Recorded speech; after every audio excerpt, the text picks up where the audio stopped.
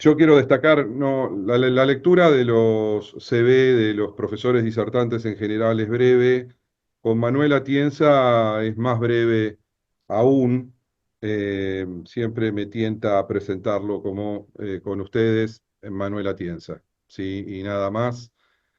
Manuel Atienza ha dejado de ser un filósofo del derecho para transformarse en un filósofo a secas. Ese transitar de filósofo del derecho a ser un filósofo, por el contrario de lo que uno piensa, lo engrandece.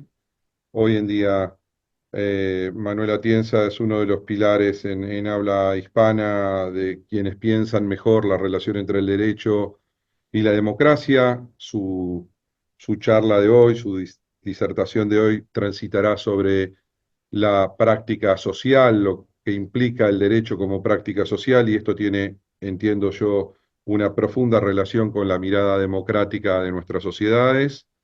Eh, y además, algunas de las cosas que no dice el CV de Manuel Atienza y de su recorrido y su hoja de vida, además de ser un gran teórico del derecho y un filósofo para nuestra actualidad, pienso yo que es uno de los pensadores del derecho más importantes de los últimos 50 años en nuestro mundo.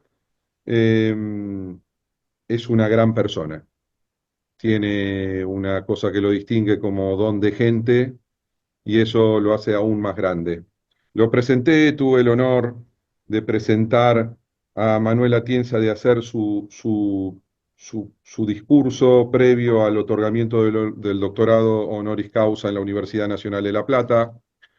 Y en aquella ocasión, más allá de haberlo puesto incómodo dos o tres veces diciendo algunas cosas que él se resiste a admitir que es él, yo decía muy suelto de cuerpo: si quieren saber de argumentación jurídica, lean Las razones del derecho. Si quieren saber de argumentación jurídica y sus debates, lean Curso de argumentación jurídica.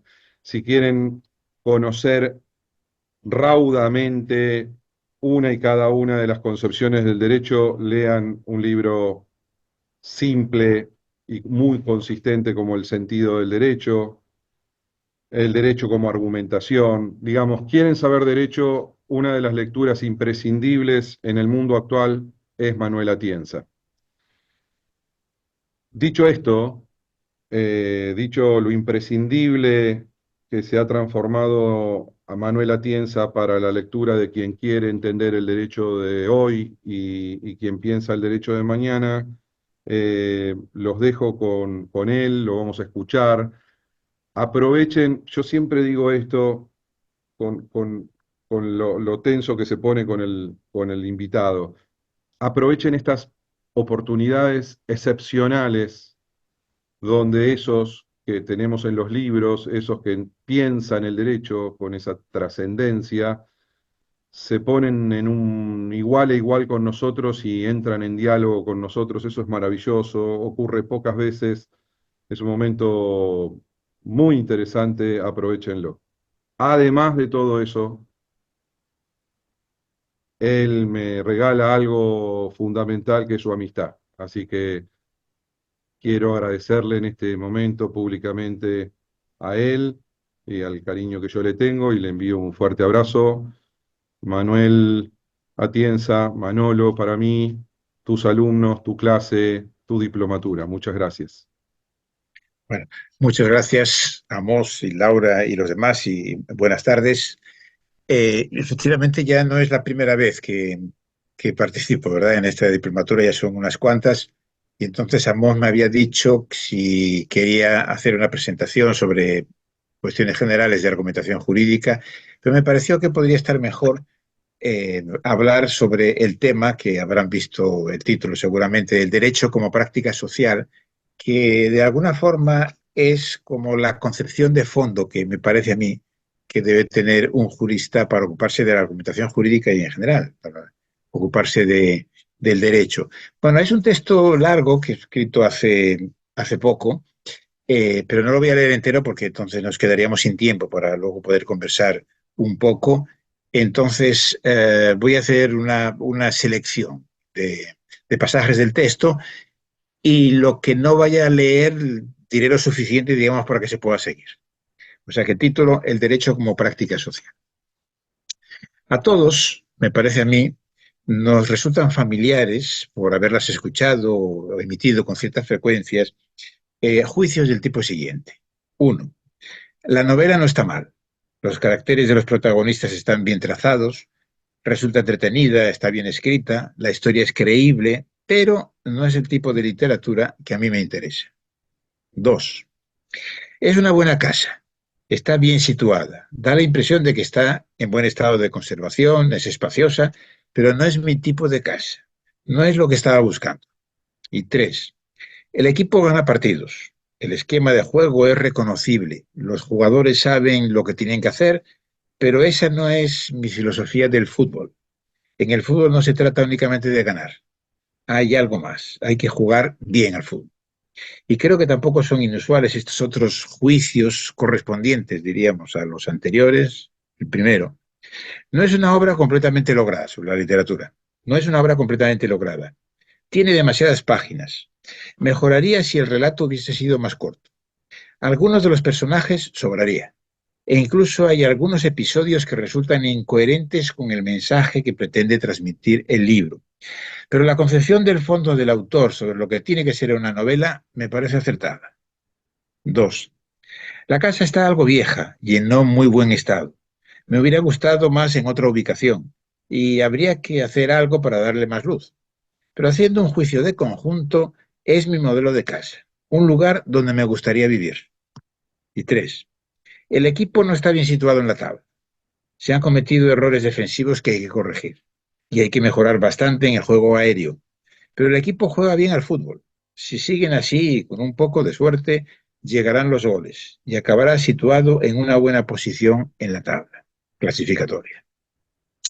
Bueno, lo que todos estos juicios, negativos y positivos, parecen tener en común es que apelan a algo así como a ciertos presupuestos últimos, ideas o filosofías que dan sentido a esas actividades o prácticas sociales y justifican la apreciación final que se hace sobre la literatura, sobre la arquitectura o si se quiere el diseño, sobre el fútbol, como ejemplo de juego.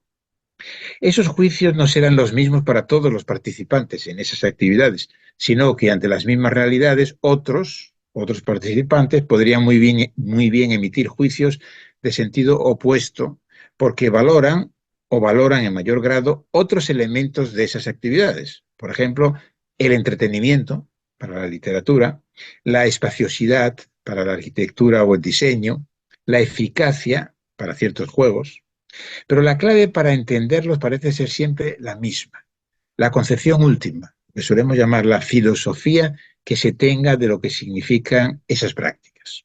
Pues bien, algo parecido ocurre también en el derecho, me parece.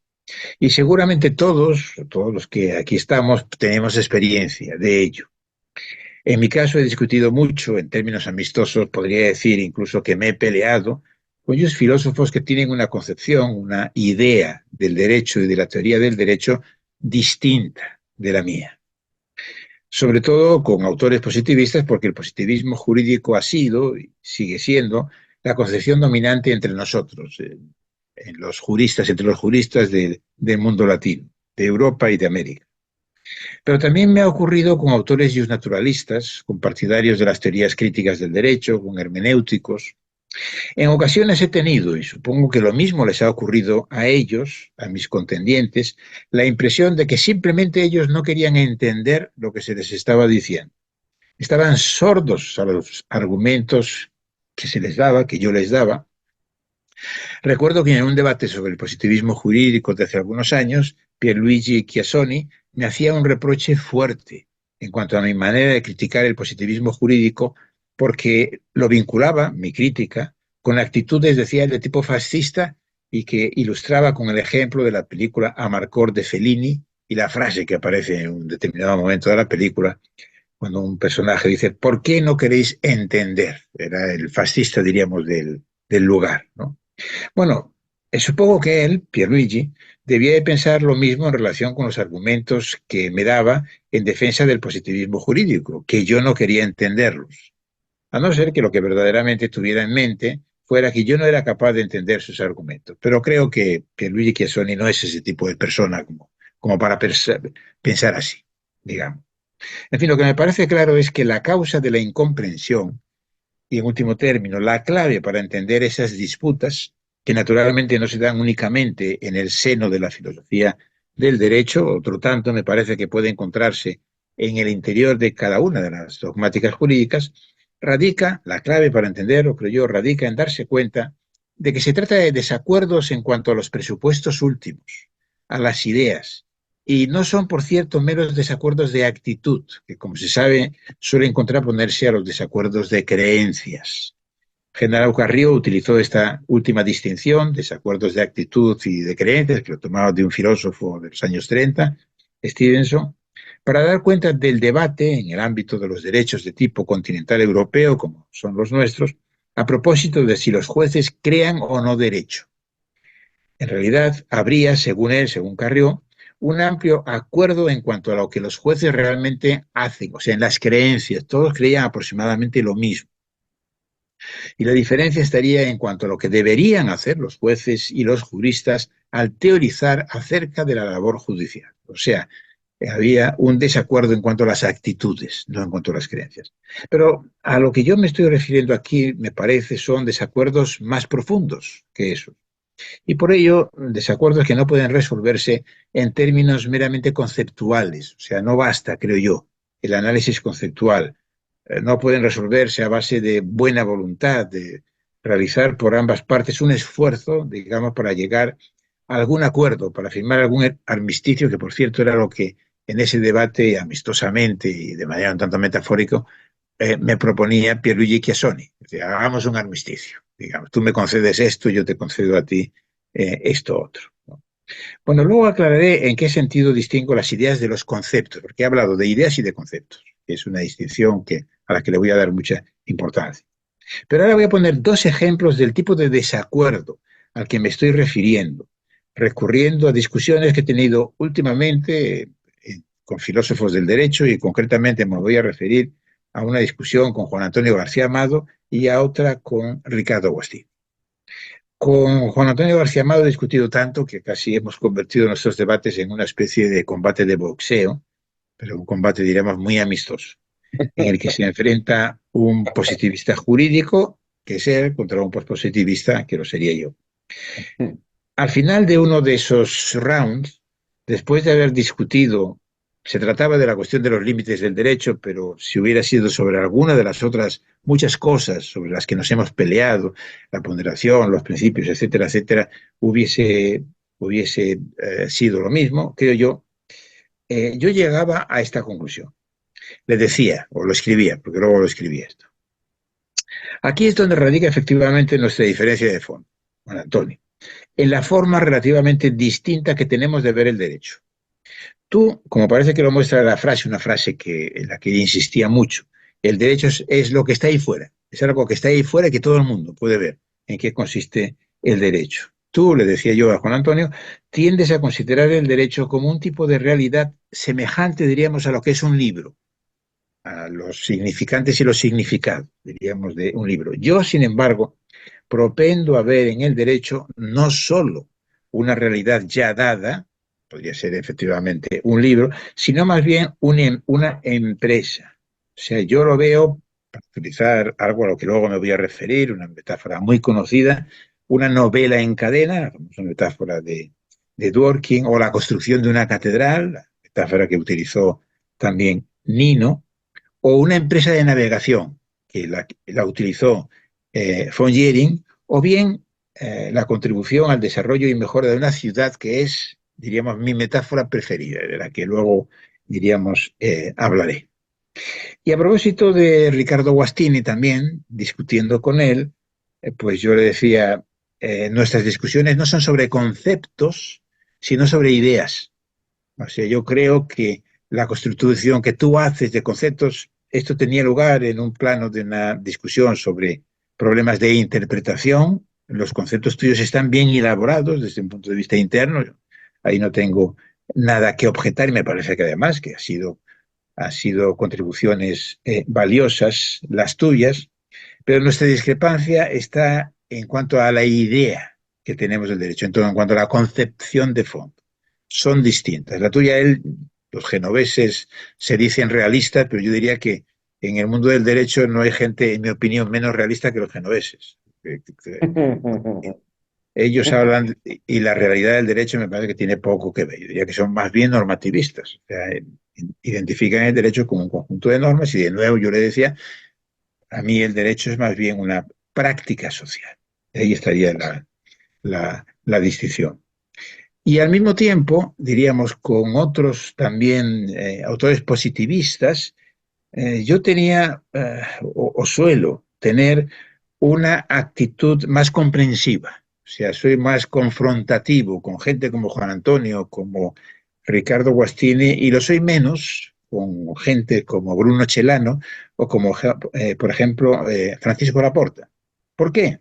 Porque me parece que aunque tengo muchas diferencias con Celano, pero sin embargo su concepción de fondo, a pesar de que él siempre se consideró un positivista, pero yo creo que su concepción de fondo en realidad estaba encaminada más bien a abandonar el positivismo y yo diría que era tendencialmente pospositivista.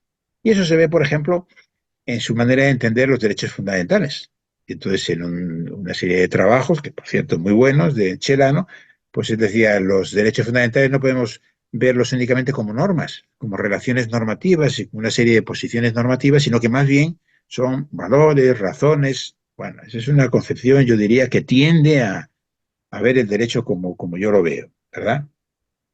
Y con Laporta, pues lo mismo, que él es un defensor del positivismo jurídico, es un crítico de concepciones como la de Dworkin, pero me parece a mí que en realidad, si se le ve bien, si se le lee bien, y se va un poco más allá, si se quiere, de las palabras, cuando él habla, por ejemplo, de que él defiende una concepción de la interpretación literalista. Pero claro, es decir literalista en la medida en que es posible hacerlo, pero está abierto también a que hay casos, los casos difíciles, en donde hay que ir más allá. Pero claro, si pudiéramos, o en la medida en que podamos, hacer interpretaciones literales de las normas, yo también estaría con él. Pasa que no siempre podemos hacer esto. Y él, por ejemplo, tiene una concepción amplia del derecho que me parece que también está muy próxima a la de un pospositivista o alguien, por ejemplo, como Dworkin. Y para él, entonces, en el derecho, no solamente, o el derecho consiste no solamente en los enunciados explícitos, no hay solo el derecho explícito, sino que hay también un derecho implícito. O sea, aquello que se puede derivar a partir de principios y a partir de valores. Bueno.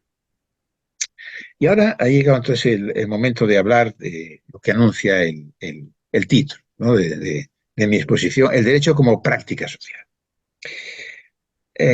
Y antes de la distinción a la que antes me refería sobre conceptos e ideas. Bueno, yo esta es una distinción que he manejado siempre porque era una distinción que hacía un no filósofo del derecho de mi ciudad, de Oviedo, al que yo considero uno de mis maestros, que fue Gustavo Bueno. Y entonces él decía que la filosofía consistía en ideas y las ideas tenían la característica, digamos, de ser transversales. Una idea sería algo, si se quiere, un concepto, pero muy general y que atraviesa, ¿verdad? Diversas categorías, ciencias, diversas empresas de conocimiento, etcétera. Mientras que los conceptos eran internos a cada una de esas categorías, ¿no? A cada una de estas ciencias. Por ejemplo, él ponía como ejemplos de idea, la idea de tiempo, la idea de libertad, la idea de estructura, de evolución, de ciencia, o sea, que no serían característicos de ninguna empresa racional, diríamos, en concreto, ¿no? En la filosofía del derecho también se ha utilizado muchas veces, sobre todo los autores que se llamaron neocantianos, esa diferencia entre el concepto y idea. Entonces, no sé si recuerdan, por ejemplo, que un autor que hace aproximadamente un siglo tuvo muchísima influencia en el mundo latino, que fue Rudolf Stammler, que era un neocantiano, estos neocantianos de Marburgo. Entonces él decía que en la filosofía del derecho consistía o los cometidos fundamentales eran construir el concepto y la idea de derecho. Y el concepto les daba una definición del derecho, era un objeto, digamos, cultural, y entonces el concepto era querer entrelazante, lo llamaba, ¿verdad? Eh, vinculante. Y entonces veía cuáles eran las señas de identidad y cómo se diferenciaba, pues lo que solemos hacer, ¿no? De la moral, de las normas de trato social. Mientras que la idea, para Stamler, la idea del derecho era la justicia. Y él utilizó aquella metáfora famosa, que luego se siguió mucho, Estrella, la metáfora efectivamente como la estrella polar. O sea la que no estrella es, polar. la idea no es como el concepto de algo, sino para algo, para guiar lo que sería la empresa, ¿verdad?, de, del derecho. Bueno, esta misma idea más o menos la puede encontrar uno en Alexis, ¿no? Alexis tiene una influencia, aunque no siempre explicitada, pero yo creo que hay una influencia en su obra del neocantismo que es bastante fuerte, ¿no? Cuando él dice la doble dimensión del derecho. La dimensión positiva lo ve en los elementos de validez y la eficacia. Y luego estaría la dimensión ideal, que sería esto de lo de la pretensión, ¿no? De corrección. E incluso diría que también en Dworkin, él no lo llama así, pero la famosa distinción de Dworkin entre conceptos criteriales y lo que él llama conceptos interpretativos, más o menos viene a coincidir con la diferencia entre conceptos e ideas. O sea que los conceptos interpretativos, que para él serían los de tipo moral, ¿no? Dignidad, libertad, igualdad, o también lo que llama el concepto doctrinal de derecho, ¿no? De acuerdo con el derecho argentino, imaginemos un contrato de estas características, es un contrato válido. Para él sería un concepto de estos interpretativos. Digo que aproximadamente también está, está esa idea. No entro en muchos pormenores, pero diría que para mí una idea significa una noción de carácter muy general.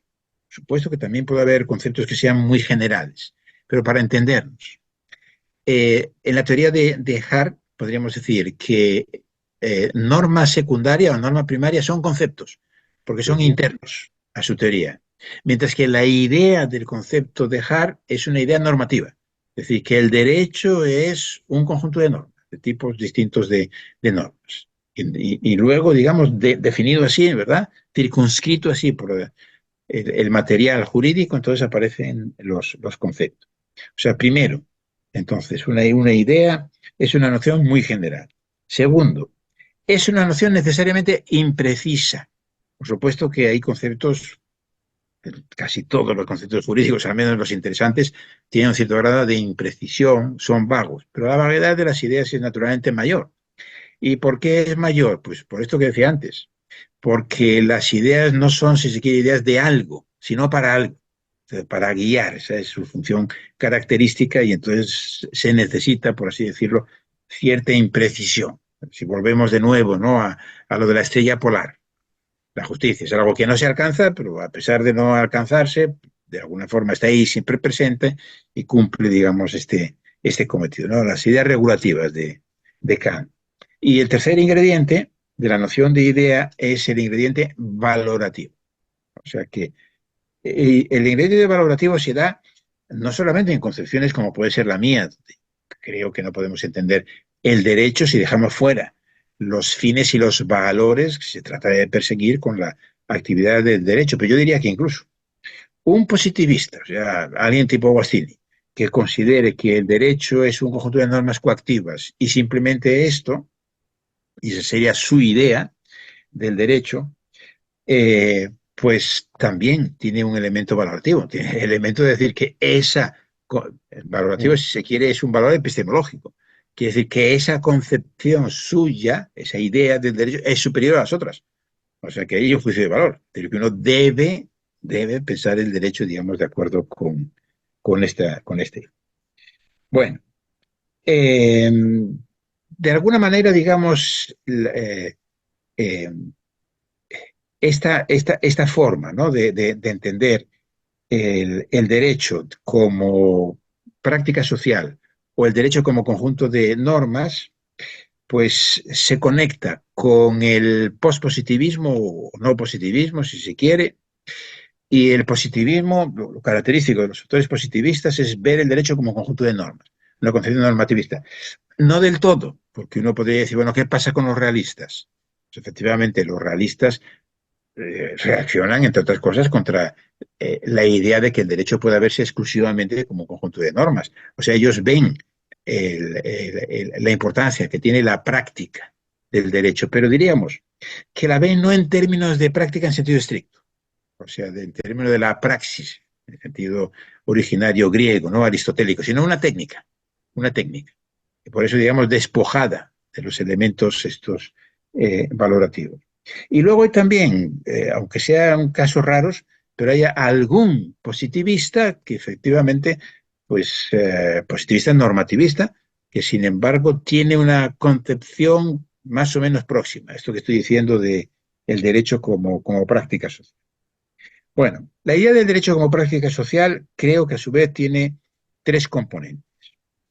Un primer componente es una concepción dinámica del derecho, o sea, que supone considerar el derecho no simplemente como un hecho social, como una realidad, como algo que está ahí fuera, como nos diría Juan Antonio, ya dado, sino como un artefacto social extraordinariamente complejo, como sabemos que son nuestros derechos hoy en día, y creado para cumplir ciertos propósitos y que solamente puede entenderse atendiendo a su funcionamiento, o sea, a cómo cumple con esas funcionalidades. Por eso es el elemento dinámico, ¿verdad? En segundo lugar, en esa concepción del derecho como práctica social hay una distinción. O sea, hay dos elementos en el derecho. Ya hemos visto, por ejemplo, los dos elementos que distinguía Alexi, todos los autores positivistas, no son dualistas de alguna manera. A mí me parece que esa dualidad puede verse en que, por un lado, hay una dimensión organizativa o autoritativa en el derecho y, por otro, una dimensión finalista o axiológica. Como digo, esto se puede entender de manera un poco diversa. No lo entiende exactamente de la misma manera Alexi o Dworkin o como yo ahora aquí lo estoy planteando, pero es muy parecido, ¿verdad? Dándole también una cierta prioridad al segundo elemento frente al primero. O sea, los elementos autoritativos organizativos tienen que estar subordinados a los otros. Lo central es lo que decía Jenny, ¿no? El derecho es una idea de fin. Y el tercer elemento de ver el derecho como práctica social, pues es su vinculación con los valores, la vinculación con los objetivos y lo que, pues, en el derecho hemos llamado, digamos, la justicia. Como sabemos, por supuesto, la justicia se puede entender de diversas maneras, pero no es algo que podamos quitar. Si lo quitáramos, luego entro en detalles en esto, pero si quitáramos del todo esa idea valorativa de la justicia, creo que el riesgo es que sencillamente no estaríamos hablando del derecho, sino de alguna otra cosa. Por ejemplo, de algún otro juego, ¿no? Hay juegos que efectivamente no tienen la pretensión de corrección, de justicia que tiene el derecho. Muy bien. Ahora, Aristóteles escribió, aquí tengo una serie de pormenores que me salto porque no son necesarios para seguir con lo que quiero decir centralmente. Aristóteles escribió en una ocasión que no se puede pensar sin imágenes. Y yo creo que tenía razón. No se puede pensar sin imágenes. O en todo caso, las imágenes, diríamos, las metáforas, pueden contribuir mucho, por lo menos en ciertos campos, y particularmente en el campo del derecho, a esclarecer nuestros conceptos y nuestras ideas. Y de hecho, Aristóteles recurrió muchas veces a imágenes que se nos han quedado, por ejemplo, para explicar lo que da la equidad, pues nada mejor que lo de la regla de plomo, ¿verdad? Al que se refería, la que usaban los arquitectos en Lesbos, o yo qué sé, para dar cuenta de lo que era una falacia, o sea, un mal argumento que parece bueno, esto que decía, los metales que tenían destellos como si fuesen metales preciosos, el oro y la plata, pero no lo eran. Creo que efectivamente ese es un símil que nos permite entender de manera inmediata y muy bien, ¿no? El concepto de falacia. Y Thomas Kuhn, el famoso filósofo de la ciencia, pues también cuando expuso su famosa teoría de los paradigmas científicos, subrayaba que los cambios de paradigma en la ciencia eran acompañados del uso de nuevas imágenes y metáforas. también hay que tener cuidado. Las metáforas no son del todo los conceptos o las ideas, pero ayudan a entender. Esto es lo que yo quería poner de manifiesto. Por lo que hace a las metáforas que se han solido utilizar para dar cuenta de las diversas ideas del derecho, y me estoy centrando, si se quiere, hay muchas ideas del derecho, cada concepción del derecho tiene una idea característica, pero yo me estoy centrando en estas dos que me parece que son muy características del mundo en el que hoy vivimos, ¿no? Desde el punto de vista de la teoría del derecho. Derecho como conjunto de normas, derecho como práctica social. Las metáforas que solemos usar, me parece que muchas de ellas, si no todas, pero por lo menos muchas de ellas, están vinculadas a las tres prácticas de donde yo tomaba los juicios con los que arrancaba mi exposición. Si recuerdan, la literatura, la arquitectura o la construcción y los juegos que estaba representado ahí por el fútbol. Y parece más o menos natural, me parece, ver el derecho, por ejemplo, como una especie de gran libro, o bien como una construcción, una obra arquitectónica, o como un juego. O sea, un juego naturalmente particularmente complejo. Pero esas metáforas, fíjense, pueden concebirse bien desde una perspectiva estática o desde una perspectiva dinámica. Entonces, desde una perspectiva estática, los libros serán vistos como conjuntos de enunciados, de normas, el derecho conjunto de enunciados, de normas. Las construcciones en términos estructurales, o sea, ¿de qué está hecho el derecho? ¿Cuáles son los tipos de normas? Todo lo demás. Y los juegos están vistos también desde el punto de vista de las reglas que constituyen el juego que sea, el fútbol, el ajedrez, etcétera. Pero esas mismas metáforas pueden verse también de manera dinámica, porque claro, los libros hay que escribirlos y que leerlos. O sea, hay una actividad que consiste en leer un libro y una actividad que consiste en interpretar y en entender o discutir, ¿verdad?, sobre un libro. Los edificios hay que construirlos y a los juegos hay que jugar. Y saber jugar bien a un juego no quiere decir simplemente, como sabemos, conocer sus reglas. Hay mucho más.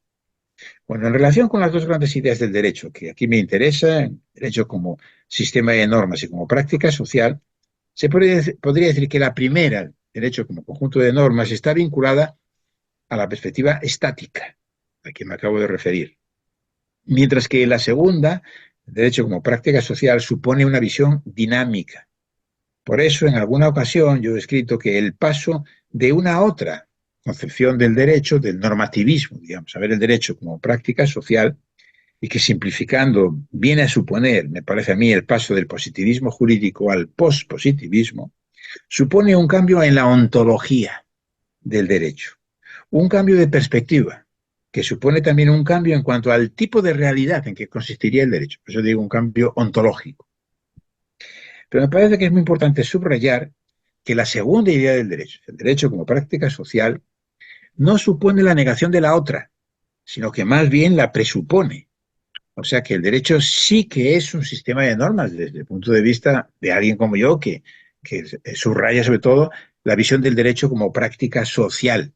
Pero naturalmente esa práctica social está delimitada a elementos autoritativos por un conjunto de normas. Como es bien conocido, las imágenes literarias del derecho, de todo el derecho, de parte del derecho, son muy frecuentemente utilizadas.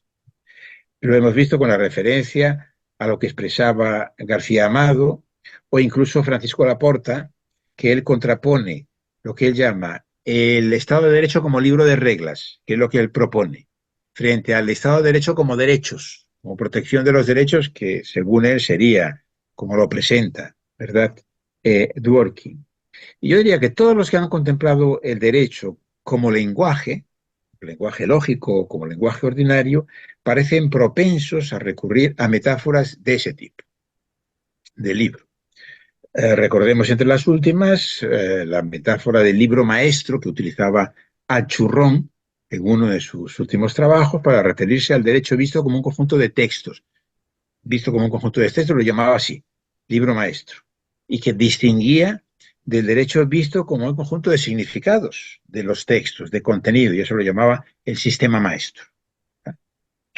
La metáfora de Dworkin, de la novela en cadena, sin embargo, es muy distinta a las anteriores. También es literaria, no del campo literario, pero es muy distinta. Precisamente porque no se refiere, perdón, porque se refiere a la actividad de escribir un libro y no al resultado, no al libro ya escrito. Como se sabe, lo que quiere expresar Dworkin es que la labor interpretativa de un juez, cuando tiene que resolver un caso difícil, se asemeja al proceso de escribir una novela. Pero no cualquier novela, sino que se trataría de un género literario artificial en el que varios escritores se pondrían de acuerdo para que cada uno de ellos escribiera un capítulo de la novela, pero de manera que la narración fuera en la mayor medida posible coherente. Eso es lo que nos propone Dworkin. Entonces, por ejemplo, el que tiene a su cargo el capítulo quinto puede introducir modificaciones en los personajes o en la historia, pero no de cualquier manera, sino procurando que lo que se construya sea un libro unitario. Tiene que haber una continuidad. Entonces aquí están los dos elementos, ¿verdad? Del fit y del soundness al que él se refiere, pero creo que es una metáfora interesante, pero en mi opinión tiene el inconveniente de que no da cuenta del derecho de la empresa en que consiste el derecho en su totalidad.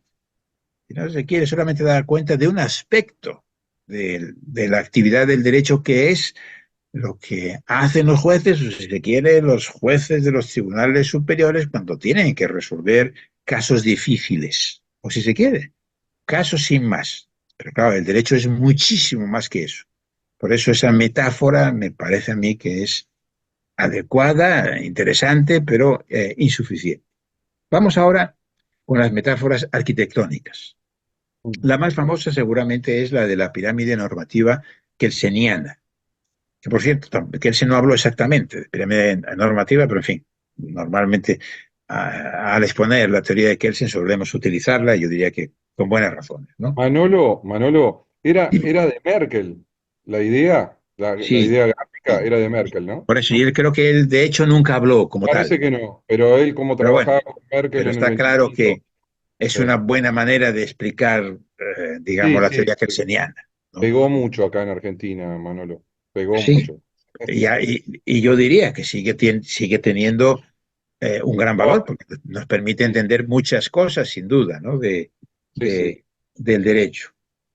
Y luego no podemos olvidar tampoco que Marx, para hablar del derecho, también utilizó una metáfora arquitectónica. Como sabemos, para Marx el derecho era una sobreestructura con algunos elementos ideológicos en relación con lo que sería la base de la construcción, pues que era el modo de producción, ¿no? Bueno, esa yo diría que fue una metáfora no muy afortunada, la de Marx. Capta algo, si se quiere, interesante, pero tal y como se ha usado y como se sigue usando. Porque yo tengo la impresión que entre los científicos sociales y los filósofos, como ellos ven el derecho, se aproxima mucho a esto. Y claro, esto tiene como consecuencia una visión muy empobrecida del derecho. Al fin y al cabo, el derecho, digamos, determinado por los elementos económicos, ¿verdad? Y con eso no se capta elementos fundamentales, ¿no? Del derecho y de la sociedad, por cierto. Bueno, volvamos entonces a la pirámide. La pirámide es seguramente la imagen más utilizada para dar cuenta del derecho. Y como decía antes, que permite entender muchas cosas, permite entender el carácter autoritativo y del derecho. Y claro, si el derecho es algo autoritativo, quiere decir que tiene que haber una jerarquía. Hay una jerarquía de normas y hay una jerarquía de órganos y todo lo demás. Esta es una metáfora que ha sido discutida en los últimos tiempos, puesta en cuestión por autores posmodernistas. Yo estoy pensando sobre todo en François Hoss, que es un ejemplo de posmodernista, yo diría moderado diríamos y sensato. Entonces lo que viene a decir no es tanto como que haya que suprimir la idea del derecho como una pirámide, pero en un libro suyo muy famoso que se llama La pirámide a la red, lo que viene a decir que el derecho de nuestros mundos habría dejado de ser por lo menos tan piramidal, tan jerarquizado, como quizás lo fue en otro tiempo, por ejemplo, en la época de Kelsen. Y que hoy la idea de la red, por lo menos en algunos aspectos, pues puede permitirnos entender mejor algunos elementos del derecho. Pero de nuevo, yo diría que las dos metáforas no dejan de, de presentar inconvenientes, o sea, captan algo del derecho, pero dejan también algo fuera, ¿no? En el campo de las metáforas arquitectónicas, porque estas eran estáticas, pero vamos a la dinámica. La dinámica es de los autores que están en esa concepción del derecho como práctica social.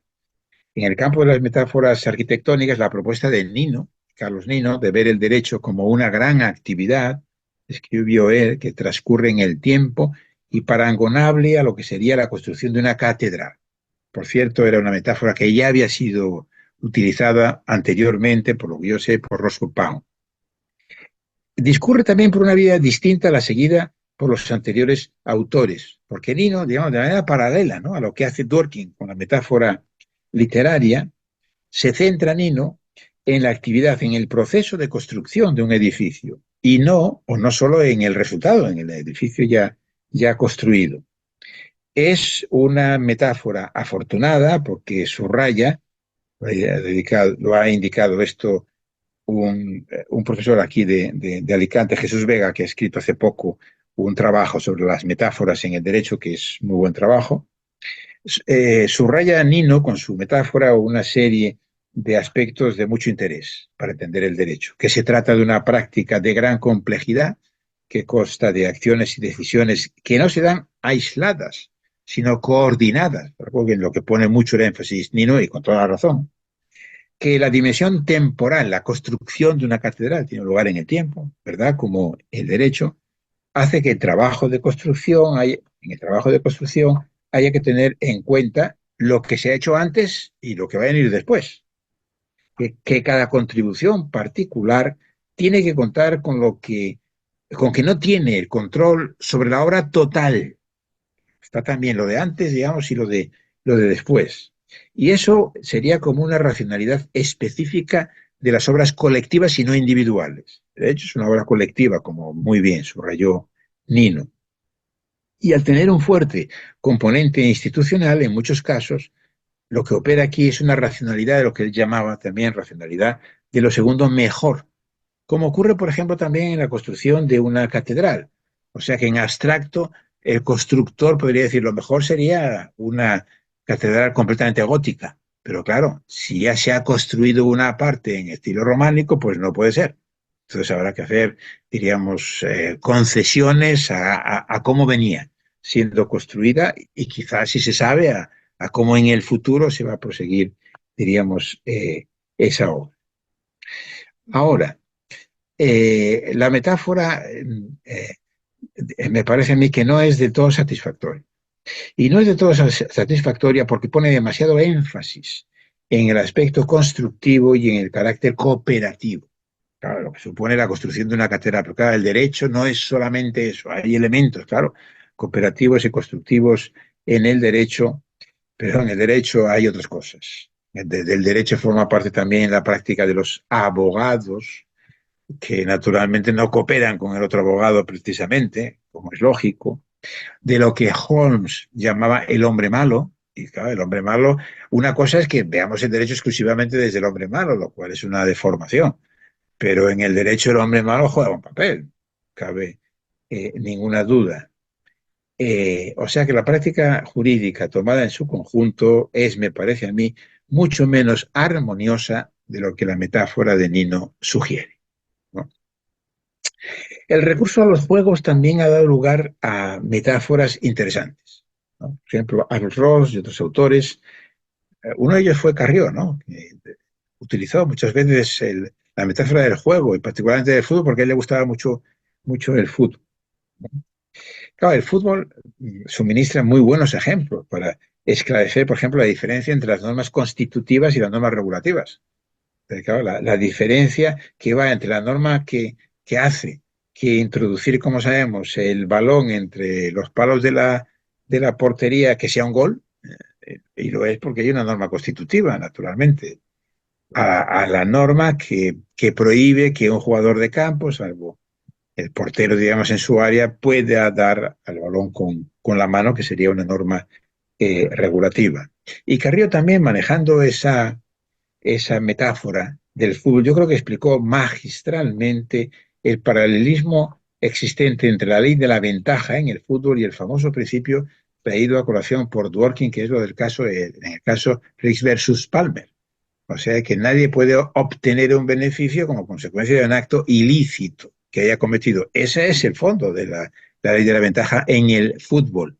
Conceder la ventaja si el jugador al que se le ha hecho una falta, sin embargo, ha avanzado y tiene la oportunidad de marcar un gol. Yo creo que tenía toda la razón, ¿no? Carrillo, es exactamente la misma idea. Pero sin embargo, yo creo que no hay, pero tengo que mirarlo más. Ahora se me ha ocurrido que a lo mejor sí, que por ahí hay un autor que quizás haya pretendido ver todo el derecho como un juego. En todo caso, sería una metáfora desafortunada. ¿Por qué? Porque, claro, el juego del derecho tiene esa pretensión de corrección, lo que decía antes, ¿no? De la justicia, que no se da en el juego tal y como el diccionario, por ejemplo, de la academia define lo que es un juego, este elemento lúdico. Y claro, ese elemento lúdico en el derecho está sustituido por la pretensión de corrección. Y por eso es por lo que me parece que entonces no calza del todo bien. Y ahora, y la metáfora que a mí más me satisface, antes lo apuntaba, no es exactamente una metáfora arquitectónica, sino yo diría una metáfora urbanística. Yo propongo ver el derecho como una ciudad, por así decirlo, dentro de otra ciudad, dentro de la polis. En ella no hay solo edificios, y edificios de muy diverso tipo, y situados también en barrios que difieren mucho entre sí. No solamente hay catedrales, hay muchos tipos de edificios, de barrios distintos, de estructuras distintas, y también hay calles que comunican los edificios y a la gente, o bien que obstaculizan que se pueda ir cómodamente de un lado a otro, de la idea del conflicto, que está fuera de la metáfora, yo creo, arquitectónica de Nino. Hay plazas, hay parques, hay tráfico, conflictos, necesidades de todo tipo que hay que procurar satisfacer en una ciudad. El derecho no puede dar cuenta, no puede ocuparse de todo ello. Como decía, es una ciudad dentro de otra ciudad, pero de alguna forma superpuesta. ¿Sabes? Y aquí también una cosa que le gustaba decir a Nino, ¿no? Que el derecho, como el aire en el mundo físico, el derecho estaba por todos los lados del mundo social. Yo creo que efectivamente esto es cierto. Está por todos los lados de la ciudad, diríamos, pero no coincide del todo con la ciudad, es superpuesta. Porque el derecho tiene cometidos específicos, pero que sin embargo afectan a toda la vida de la polis. Y si recordamos el esquema de Platón en la República, yo lo he utilizado también en diversas ocasiones porque me parece que es sugerente, yo diría que el derecho cumple las tres funciones, ¿no? Que en la República, como recordáis, los gobernantes cumplían los filósofos, la función de dirigir la ciudad, los militares de custodiarla y los artesanos y los agricultores de suministrar, ¿no? los bienes necesarios para que pueda funcionar, para que pueda haber vida en la ciudad. Creo que el derecho también en esa ciudad cumple funciones de gobierno, o sea, de dirección y de organización. También cumple funciones de defensa de la vida de la ciudad, de defensa de sus principios y valores. Y también el derecho suministra una parte de los bienes y servicios necesarios para que la polis pueda mantenerse y progresar. O sea que están en los tres estamentos, por así decirlo, ¿no? de, la, de la metáfora platónica. O sea que resumiendo, la empresa del derecho no sería exactamente como la de la construcción de una catedral, sino algo así como la del planeamiento y la mejora de toda una ciudad. Bueno, pero y acabo. Dejémonos ya de metáforas y pasamos a ver si esa concepción del derecho, digamos, el derecho como práctica social, permite entender mejor los problemas de los que habitualmente nos ocupamos. Nos ocupamos los teóricos del derecho y se ocupan los juristas. Entonces pongo 4 ejemplos. Entonces me parece que sí, que es así. Uno es a propósito de la distinción entre el derecho y la moral, probablemente la clave, ¿no? de la problemática filosófica. Otros son los problemas de interpretación. El tercero es la concepción de los derechos humanos y el cuarto es la concepción de la dogmática. Pero como ya he hablado mucho tiempo, me voy a limitar a decir algo únicamente sobre el primero de ellos, sobre la manera de entender la distinción entre el derecho y la moral, porque además tiene un significado particular para lo que es la argumentación jurídica, o sea, la fundamentación, la motivación que llevan a cabo los jueces. Leo esto y con eso acabo y luego hablamos un poco, si os parece.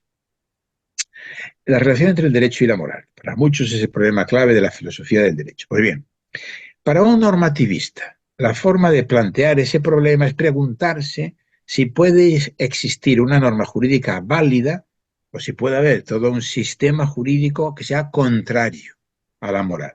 La respuesta obviamente es que sí, me parece a mí, con alguna que otra matización. O sea, si se trata de una norma extraordinariamente injusta, a lo que se refiere, lo de la famosa cláusula de Radbruch, entonces uno diría que no, que esa norma, la norma que, por ejemplo, a los judíos los consideraba como no humanos, como subhumanos o algo así, esto, pues efectivamente no tendría validez, en fin, para irnos a un autor como Tomás de Aquino, ¿no?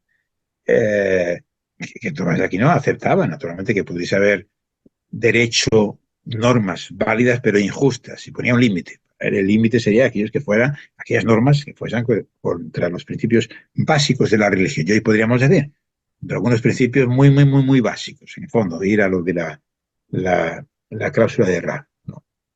Pero eso yo creo que ni siquiera sirve ya hoy para trazar una línea de distinción entre el justnaturalismo y el justpositivismo, porque los autores justnaturalistas, salvo casos muy, muy, muy extremos, no sostienen que el criterio de justicia, o sea, de conformidad con la moral, es el criterio que hay que utilizar sin más para limitar lo que es derecho y lo que no lo es. O sea, yo creo que esto, si uno lee a Finis y prácticamente a casi cualquier justnaturalista están de acuerdo, claro, que hay normas injustas, y aunque sean injustas, pero son normas jurídicas. Y los positivistas jurídicos, los que llamamos positivistas incluyentes, pues tampoco piensan que en nuestros derechos del Estado constitucional, a la hora de determinar si una norma es o no jurídica, se pueda prescindir del juicio moral. Ellos dicen que no. Dicen que son positivistas porque les parece que esto es una cuestión contingente y que ha habido en el pasado sistemas jurídicos y que podría haber en algún futuro sistemas jurídicos en donde no se necesitara, ¿no?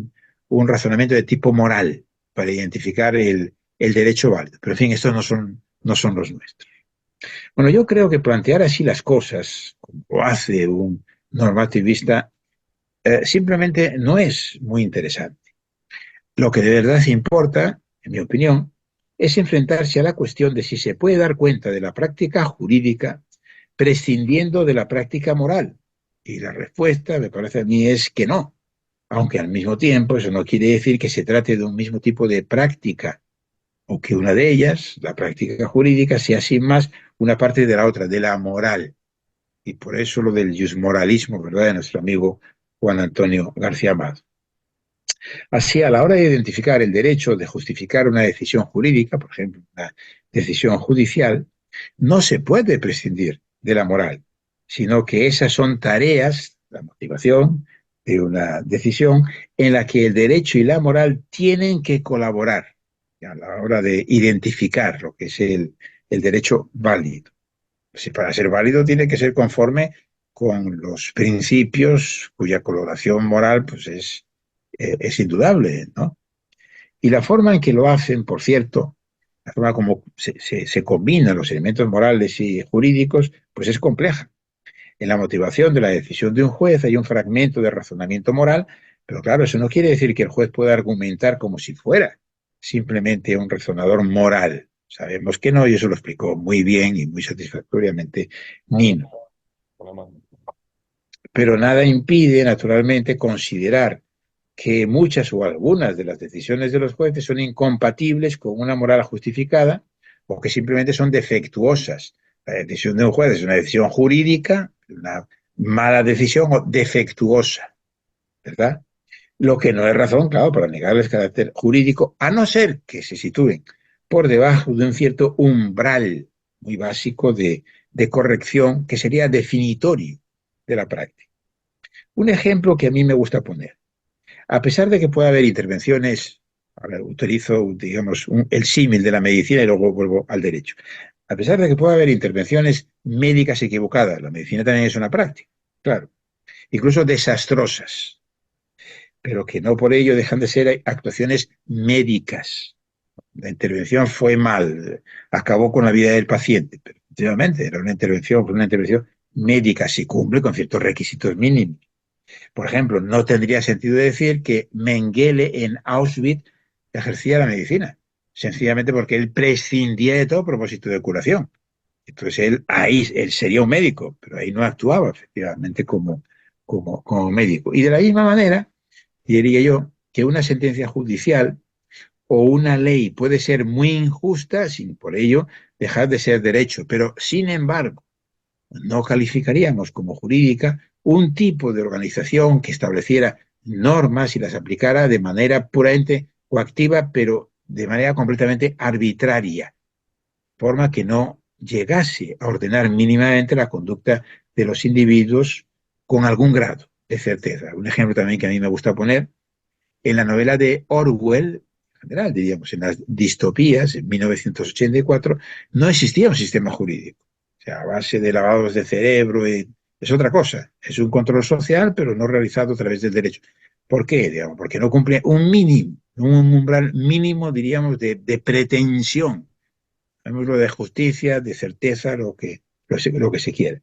En definitiva, ver el derecho como una práctica social lleva a plantearse el problema de la relación entre el derecho y la moral en términos funcionales y finalistas. Y me parece que esto resulta mucho más fructífero que volver una y otra vez, obsesivamente, a la cuestión de si puede haber o no derecho injusto, normas injustas. Me parece que esto no es lo interesante. Lo que de verdad importa es mostrar la existencia de continuidades y discontinuidades entre el derecho y la moral.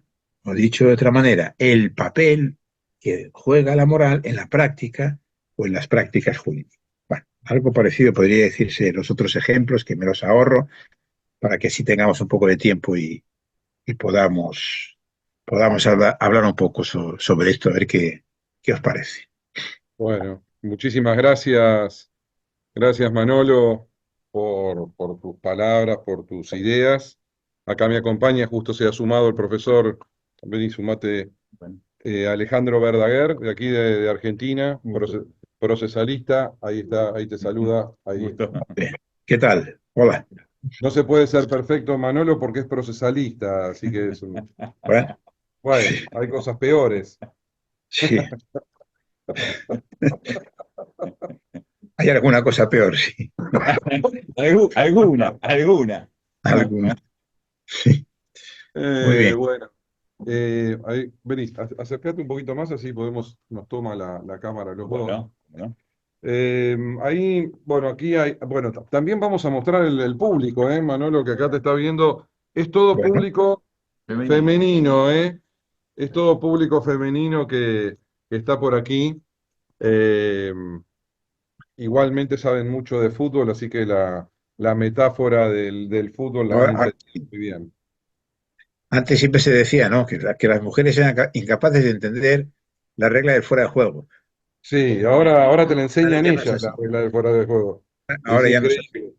Está bien. Eh, me hiciste acordar, ahora relajando un poco nuestro diálogo, me hiciste acordar a tu artículo. Ahí llegó Anita Reynoso también, que está por aquí, y te manda saludos, Manolo.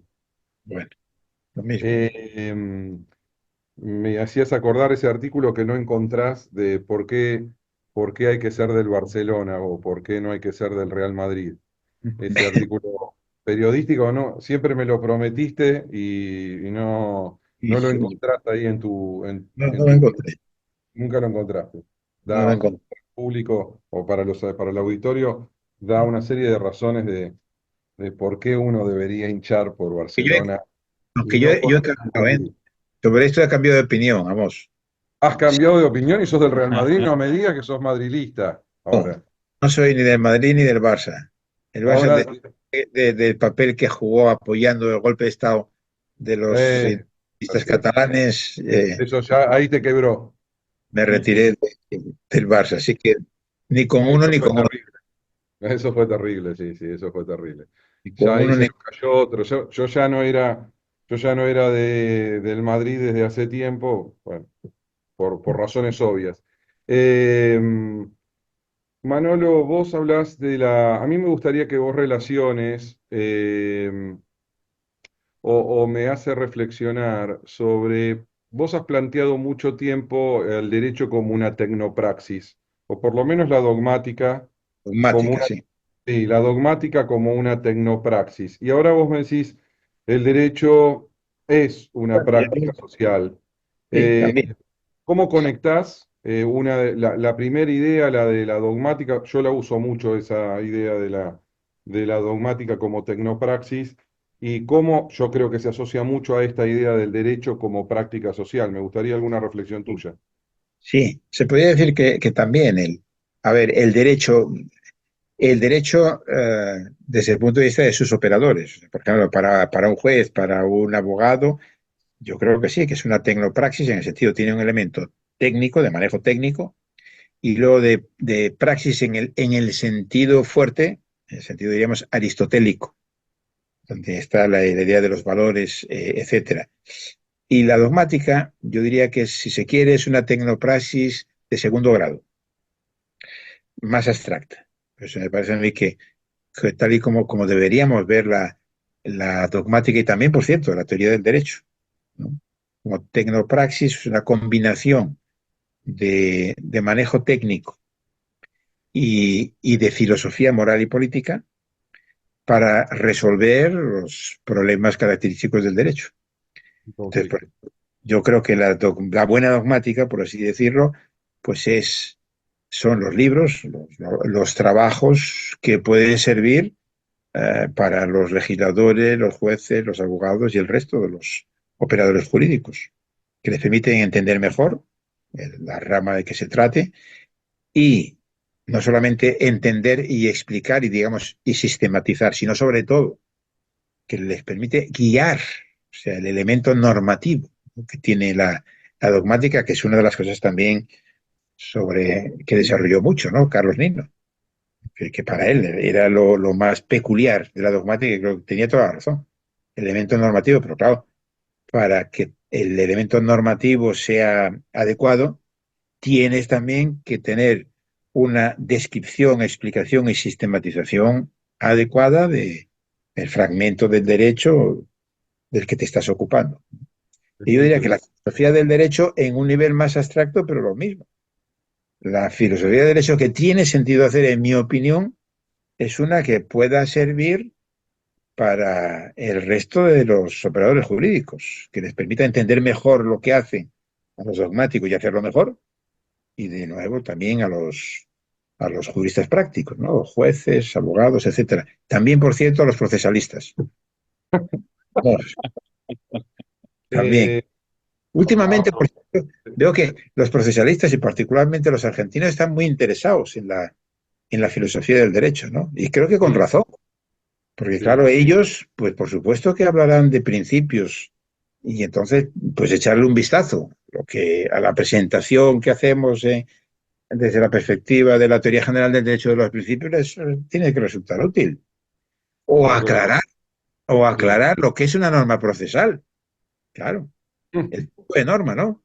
Pues Bueno, sí, fíjese que en el derecho procesal, yo creo que mucho tiempo no le dio importancia a algunas cosas, ¿no? Pero todo el tema de la retórica, digamos, que es el análisis de cómo persuadir en el ámbito forense, también. eh, está implícito en el discurso jurídico el patos y el ethos. Digamos, no es un tema racional dogmático, si no hay discurso del abogado y del juez puramente racional o dogmático. Siempre hay una operación subyacente a los valores. Tema que, es decir, la doctrina un poco abandonó, ¿no? Para mí se encasilló mucho, pero sí, digamos, la fuente del derecho procesal sería un poco esto, ¿no? Digamos, cómo se discutía en el ámbito forense antiguo. Bueno, de esto se ocupaba Aristóteles. Mm. De esto, esto era una observación que, digamos, Aristóteles se había dado cuenta que los sofistas realmente entendían de esta técnica, es decir, persuadían, y por debajo de la técnica hay otras cosas, obviamente que hay otras cosas, si no, no hay derecho. decir, no hay un verdadero discurso si no hay una apelación a un valor. Esto me parece que usted ha planteado Sí, acá. acá En el tema digamos, de la moral, digamos, no hay discurso, digamos, el abogado siempre termina diciendo será justicia. Por algo lo dice, por algo lo dice. Las palabras no son, no sé, siempre tienen un sentido, por algo, digamos, ese formulismo me parece que esconde toda una tradición de que el abogado tiene que persuadir a través de los valores. Ahora, los valores no los valores exteriorizados, sino los valores implícitos en la historia que está contando.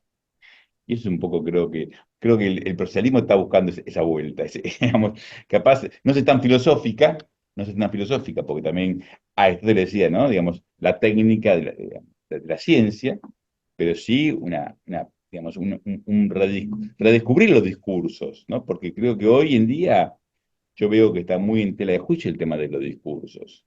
Los menores, el discurso de la víctima, cómo lo tomamos, cuando tenemos solo el discurso de la víctima. Me parece que es un momento también para retomar estudios retóricos, que sí me parece una senda un poco abandonada.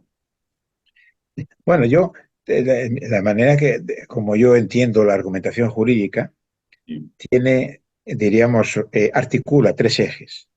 Uno es el eje de la argumentación lógico-formal, otro es de la argumentación material, sustantiva, y el tercero es el eje pragmático, y ahí es donde aparece la retórica y la dialéctica, que efectivamente siempre ha estado ahí.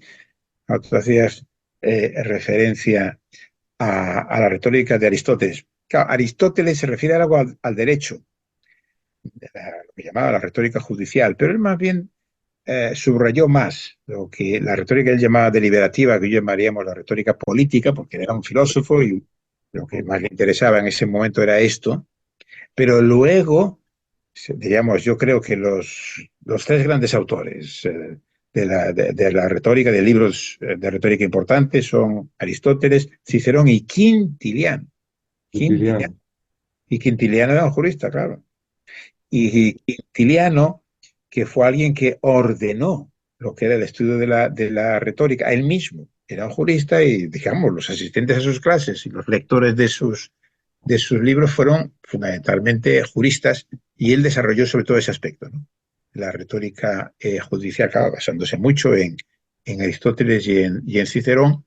Y yo, por ejemplo, aquí tenemos un máster de argumentación jurídica en Alicante. Yo uno de los módulos que doy, que llamo clásicos de la argumentación, pues en los últimos años me dedico casi exclusivamente a hablar de las instituciones oratorias de Quintiliano, porque siguen siendo de una actualidad verdaderamente Es maravilloso. sorprendente. Todo lo que dice yo creo que tiene una aplicación hoy, todo, todo, ¿no? Efectivamente están las tres famosas pruebas retóricas, ¿no? Que eso lo introduce Aristóteles, los de Lezos, el Pazos y el Logos. Pero en fin, yo qué sé, el lenguaje corporal, que a veces tendemos a pensar, ¿no? Que es una cosa de hace muy poco tiempo, que a alguien se le ocurrió por ahí. Eso está explicado y con un nivel de detalle. En el caso, por ejemplo, de Cicerón, y de Quintiliano, Quintiliano se inspira mucho en Cicerón, que es sorprendente. O sea que Cicerón se planteó cómo hay que llevar la toga. Entonces se llevaba toga, o aquí en España, por ejemplo, los abogados también usan toga, ¿no? En las vistas orales. Pero cómo hay que proyectar la mirada, y qué ángulo tiene que formar los pies con el cuerpo. Y si el busto, digamos, tiene que estar inclinado, ¿no? ¿Cuándo?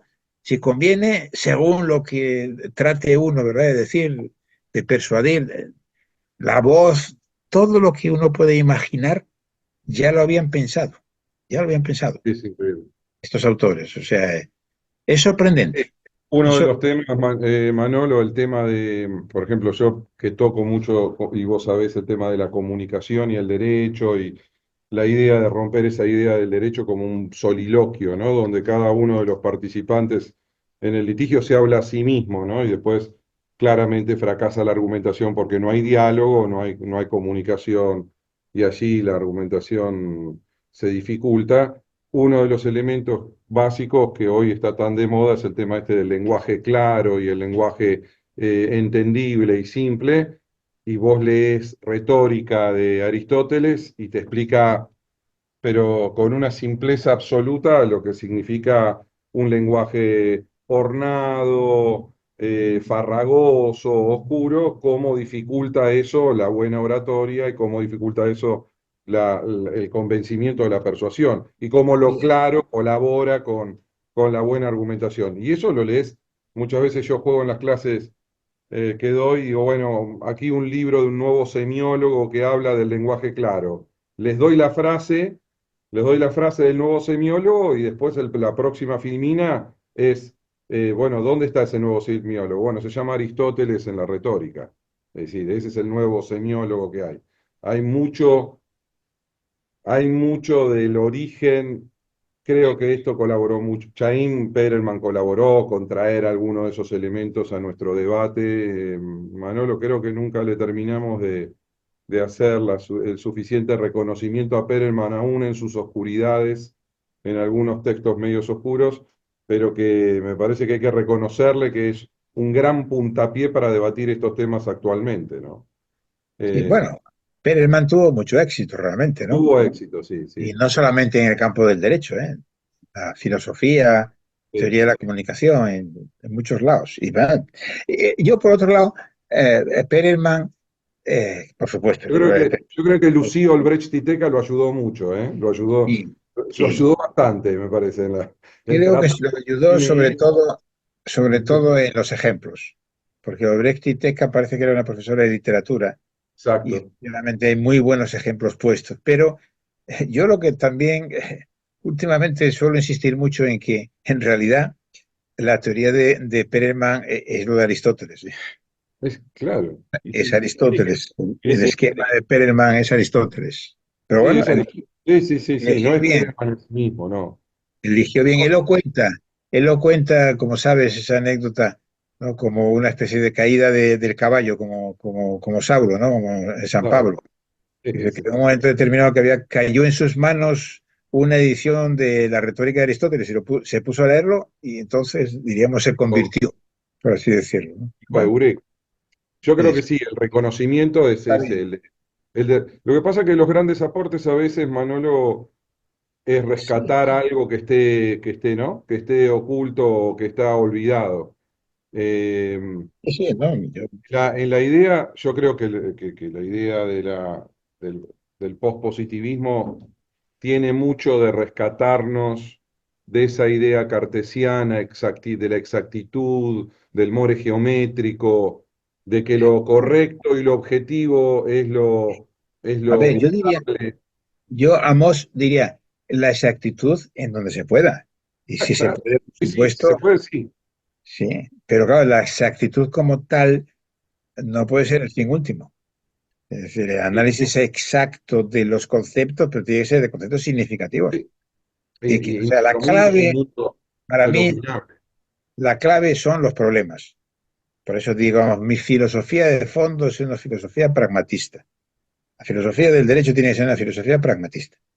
Tiene que ser una filosofía que sirva para resolver mejor los problemas de los juristas en los diversos campos y instancias que, como sabemos, que son muchas y muy complejas. Y bueno, el pragmatismo bien entendido no es el practicón, ¿verdad?, de cortos vuelos. Ese me parece que es lo menos pragmatista, porque en el fondo no está contribuyendo a resolver mejor los problemas. Pero No, la idea del problema es central. La idea del problema, en mi opinión, es la idea central sí, de la argumentación y del derecho.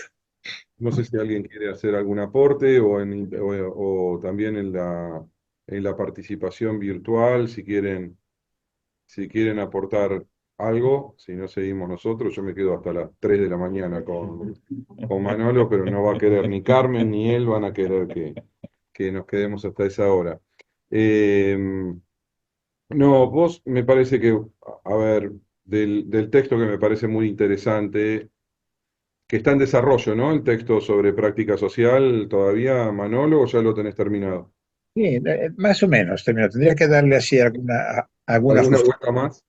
Sí, Eh, más o Yo menos. creo que volvés al tema central de derecho y moral, y volvés al tema central que por más separación que quieran darle hasta en su último extremo, hay un contacto con los valores definitivos, digamos, que Y no se sobre todo puede. diría que es que no es interesante lo que se empeñan en discutir. Que si puede haber derecho injusto, naturalmente que puede haberlo, Claro, pero la cuestión importante no es esta.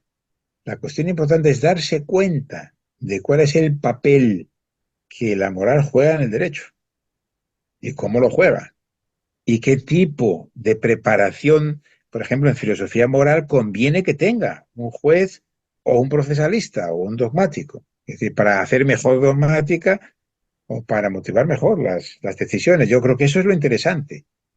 sí, No clarísimo, porque obsesionarse con que si puede haber derecho injusto. Sí, puede haberlo. Pero si además hoy es que en realidad eso nadie lo discute. Nadie lo discute. Lo hay. lo hay, es una Claro que realidad. lo hay. Por supuesto que lo hay, pero eso es trivial. Eso es banal. Eso Y al discutir no lo eso, descarta te deja, tentativamente. Claro, queda fuera lo que tiene interés. Yo no, creo. es así, es así. Bueno, yo creo que no tenemos que, no sé si quieres hacer algún comentario más. Yo vuelvo a reiterar, siempre me pasa con Manolo que me quedan cosas en el aire. A mí voy a hacer algunas reflexiones. Cada vez me resultan más interesantes, y a vos, Manuel, te debe pasar, los autores que van evolucionando en sus teorías, digamos, los autores que no se quedan en su origen. Yo siempre sostengo que huyo de la gente que me dice que no cambia de ideas, ¿no? Es decir, me parecen bastante peligrosas. Pero no, dice, yo no cambio de ideas y muero con mis botas puestas, perfecto, no hay ningún problema, uno tiene que tener sus principios muy firmes. Pero los autores en el derecho, yo noto, Manolo, y me gustaría una reflexión tuya sobre tu obra. eh, ¿Cuáles son los puntos fundamentales desde aquel Manuel Atienza que se doctoraba en filosofía, en Derecho y estudiando filosofía del derecho en Argentina, al Manuel Atienza de hoy? ¿Qué, en función a esta idea de la práctica social, de la idea del derecho como práctica social? Yo creo que cada vez tú has ido profundizando el tema de la necesidad de la transformación social, tu obra de transformación social con una serie de artículos muy interesantes al respecto, y ahora esta insistencia o esta idea de la práctica social. ¿Qué es lo que te Sí. lleva a ese camino hacia ese lugar?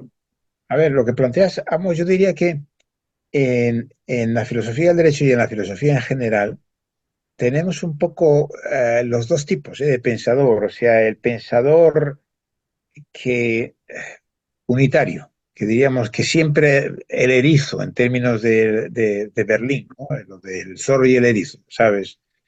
Sí, sí. Eh, yo qué sé, por ejemplo, Kant sin duda fue un erizo, desarrolló una idea. Ahora, ¿cómo la desarrolló? De tal manera que hoy seguimos siendo kantianos en buena medida, ¿no?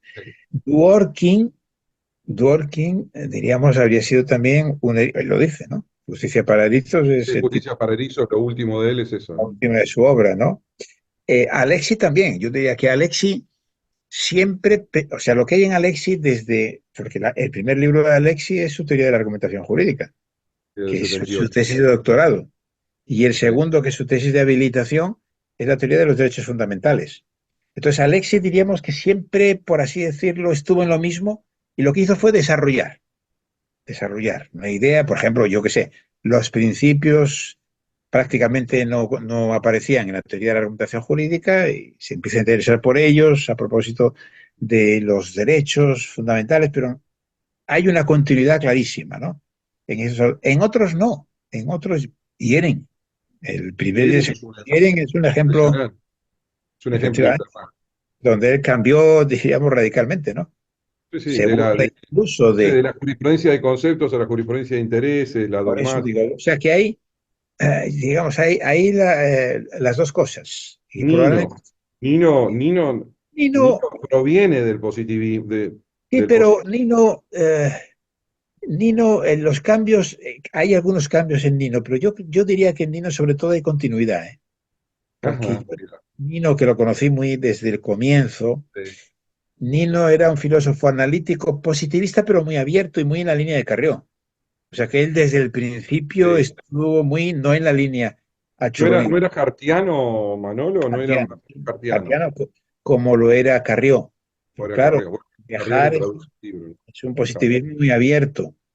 Lo sí, mismo que le ocurrió, por ejemplo, a McCormick, que claro, McCormick empieza siendo hartiano y la teoría de Hart es la base de su libro sobre, primer libro sobre argumentación, y luego nos dice que evolucionó hacia posiciones pospositivistas, las llama así él, hacia una concepción como la de Dworkin. O sea que yo diría que en eso hay las dos cosas.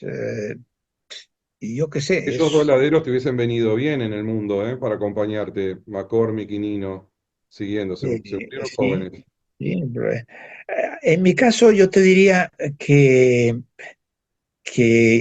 yo no estaría como, estaría más próximo a Nino, Nino efectivamente, que a o McCormick. McCormick, o Dworkin, que a un Yering.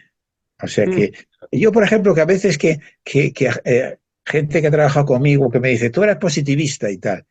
Y yo siempre digo, encuéntrame un texto donde yo dijera que era positivista y no lo hay.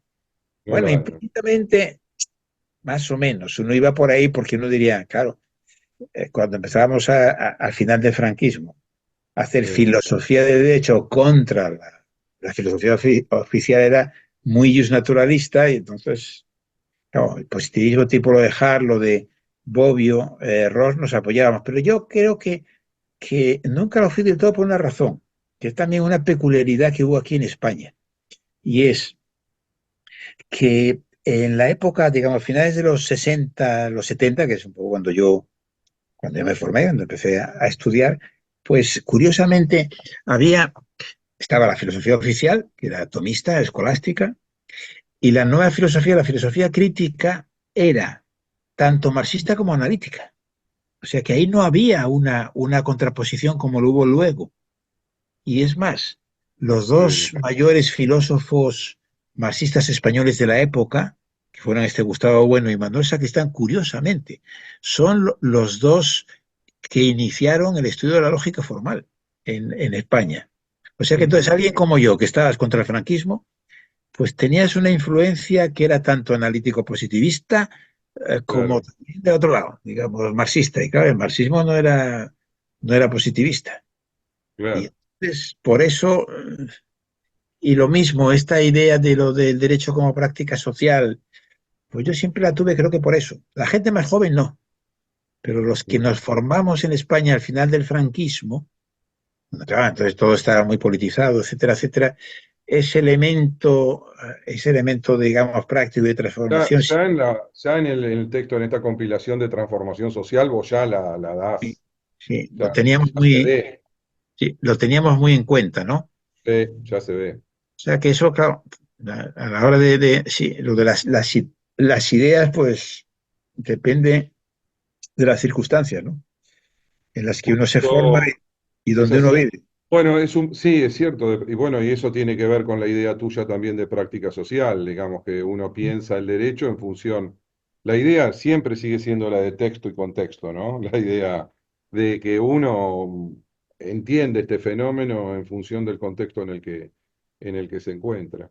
Yo, Sí, Manolo querido, te quiero agradecer en nombre de todas y todos, porque tenemos algunos masculinos aquí en la sala y también están allí por internet desde cada lugar del rincón del país y desde afuera de Argentina. Es una diplomatura que nos llena mucho de orgullo porque abre sus puertas a lugares donde normalmente la academia no llega y a través de este instrumento humilde que tenemos en la diplomatura llegamos allí.